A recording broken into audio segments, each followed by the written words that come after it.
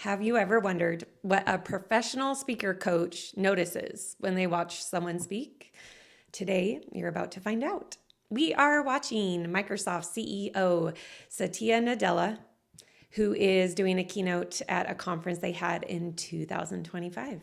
This is the end of his keynote. It was integrated with interviews and pre-produced videos. We're catching the tail end. The last video we saw together was a kickoff, an opening keynote and remark. Instead, I want to show an example of how to close up what is, I think, a 2-hour general session at their conference.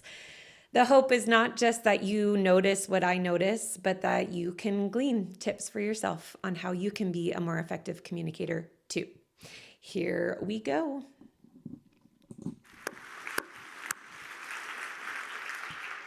You know, it's, of course, more than just performance and efficiency. It's about digital resilience. We have the most comprehensive.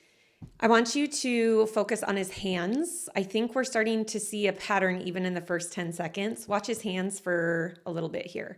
Set of compliance capabilities in the cloud. We offer sovereign controls such as data residency, confidential computing for cloud infrastructure, including your AI accelerators and GPUs, as well as the past workloads. This ensures that... Okay, what we're noticing, and I think what we're going to continue to notice, is maybe there's a meaningful gesture, meaning it goes with his content, but then after that meaningful gesture, his hands go to a default, laced in the center.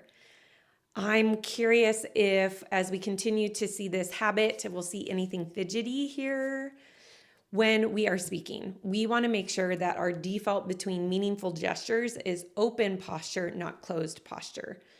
Typically, two things happen if we don't have a thoughtful, relaxed, open posture as our default.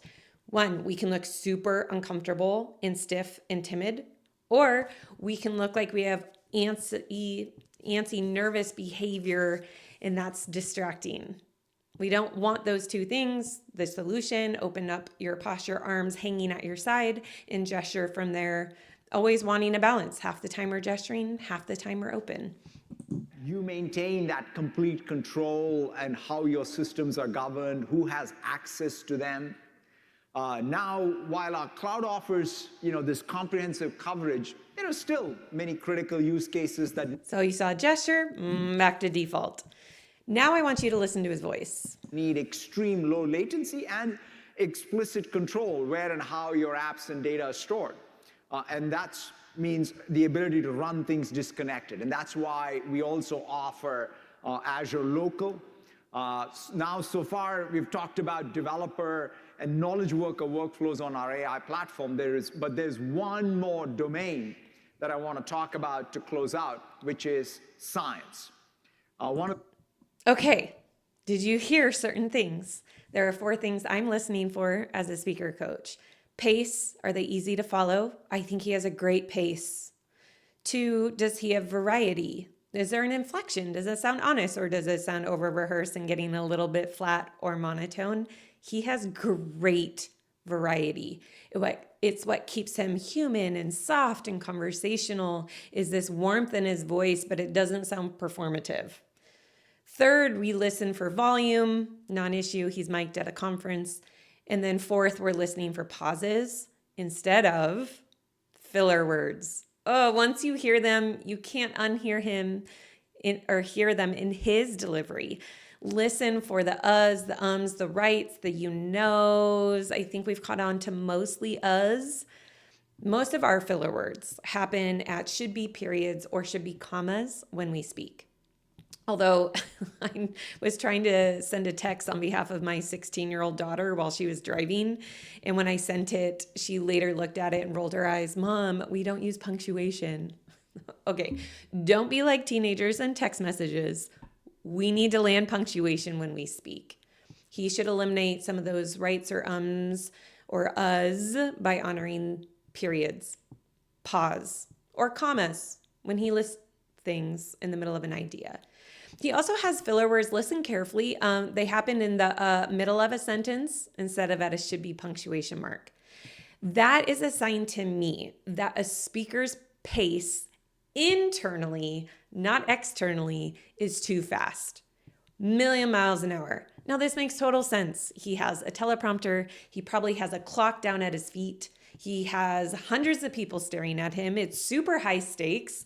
There is a lot of stimulus in his brain. When there's a lot of stimulus in our brain, it can be moving a million miles an hour, thinking 3 different tracks. And it shows when we have a lot of these in the middle of our words, in the middle of our sentences. If I can get him to practice thinking slower, not speaking slower, internally, a hack, think slower, then those uhs in the middle of sentences will disappear pretty easily. Watch his movement on stage.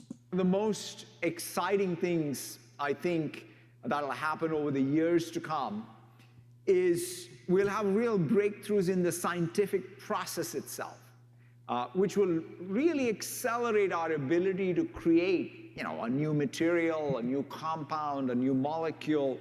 And that's why we're bringing together the entire stack I talked about today. Great gesture. And saying, look, let's apply it to science and the scientific workflow, the scientific process.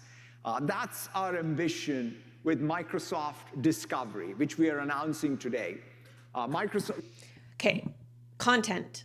Just announced what they're launching, and instead of a period and a pause, he did a period and was about to begin a new sentence. Let's see if the audience stopped him. Yeah.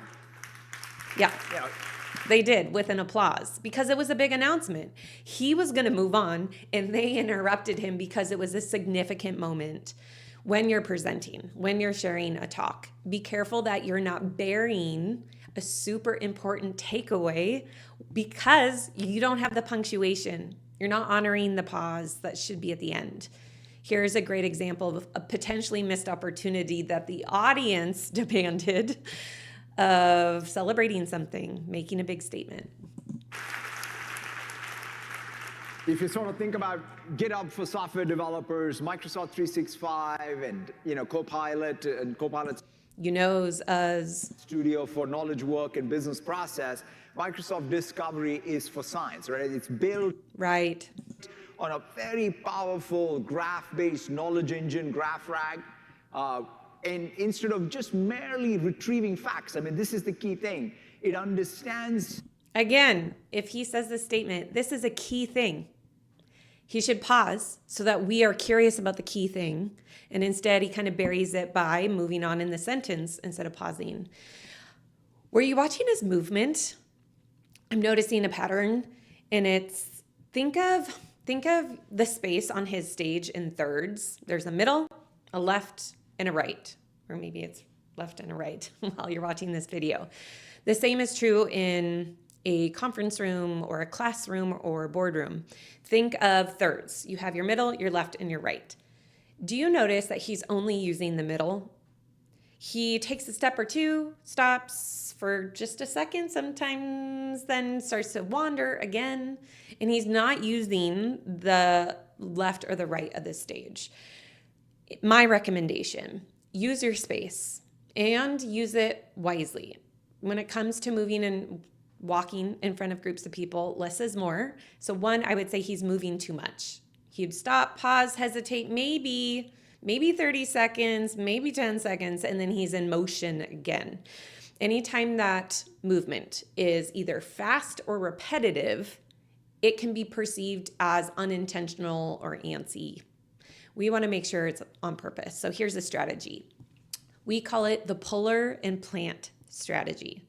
The planting is settle your feet into the floor. No rocking, no swaying, no shifting, no wandering where he takes a step, takes 2 steps. Instead, grounded, equal weight over your feet into the floor. Makes you look calm and composed and relaxed. Then when you want to move, go to the other third. Don't just wander in the middle. Go to the other third, but when you do, be careful. Do not look to the floor, which is instinctual. Most people do. Instead, find a conversation. Find someone on that side of the room and use that connection with them to pull you casually, don't race, casually to their side of the stage. You don't go to the person or puller, you simply go to their side of the room. It keeps your eyes engaged, it keeps your head up off the floor, it looks like your movement has purpose. Then you might stay there a slide. Then you might stay there a couple minutes while you're making eye contact with all over the room. But when you want to move, then maybe you find someone on the opposing side and you let that connection bring you back to the center. Use up more of the stage, use it with purpose, but don't wander like he's doing. The nuanced knowledge in the scientific domain, right, from public domain as well as your own data if you're a biopharma company, discoveries built on Foundry, bringing advanced agents, highly specialized in R&D, not just for reasoning, but for conducting research itself. Instead of really static pipelines, these agents cooperate in a continuous iterative cycle, generating candidates, simulating them, and learning from the results. I mean, think about like that Copilot agent or coding agent. This is the science agent. I think he's going back to something earlier in his keynote. Great when we do that, so it all feels connected, fluid, and relevant. Let me hand it over to John to show you all this in action. John? I'm going to hop over John, although I would have some coaching remarks for John. Normally, I don't pre-think my commentary or practice my commentary, but video snafu, I already watched this and then my recording had no audio. So I'm doing this for the second time. So unfortunately, I do know what's coming, but John could use some coaching. We're going to skip John, that's fine, and watch for his remarks here at the end. Very, very cool. It's great to see how companies across every industry are already using discovery to accelerate their R&D, and I can't wait to see this in the hands of more R&D labs all over and what they can do. So that I believe him that he's excited because of the variety in his voice and his facial expression. When you say a speaker seems authentic or honest, mechanically, vocal, emphasis, or inflection or variety, facial expression. was Actually, I don't know if we've talked about that, but in his speaking presence, he is smiling. He is warm. It makes him look comfortable and it makes him look approachable and relaxed. He's not stoic into that teleprompter, stoic because he's in his head. He is warm. That goes a long, long way. I wonder if some of us could record ourselves in practice or dare to watch back a recorded presentation and notice that we were actually a little bit more stoic than we thought. Here's a great example of a speaker with great facial expression. Comprehensive, whatever you want to call it, walk through the full stack and how we're creating new opportunity for you across the agentic web. We're taking really a systems approach, a platform approach, which you can expect from Microsoft across every layer. I was just about to say, he's not moving. There he goes. Of the stack, right? Whether it's GitHub At least it's and GitHub slow Copilot and not enabling fast. an open ecosystem for the software development lifecycle, Microsoft 365 Copilot and Teams and Copilot Studio enabling agents for every role and business process. Do you know where his teleprompter is?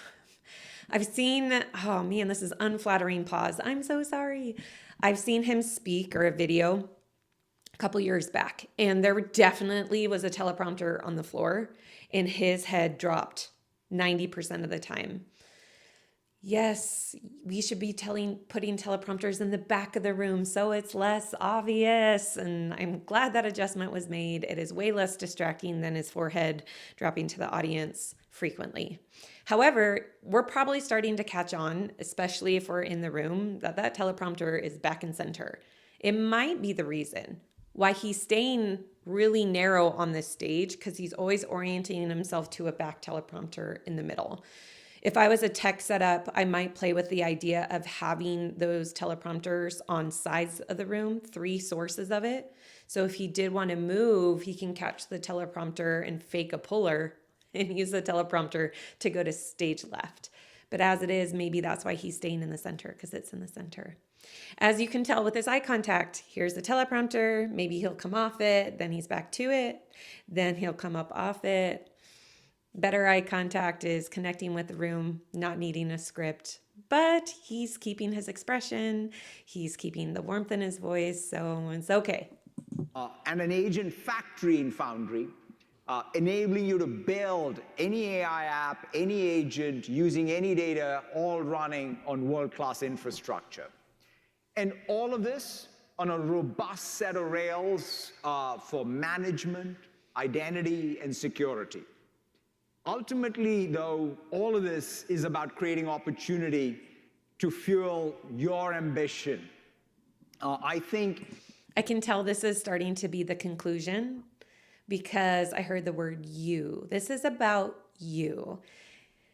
Storytelling 101 narrative in business is you're not the hero of the story. It's not you and your data and your information and your expertise, that somehow you make the audience the hero.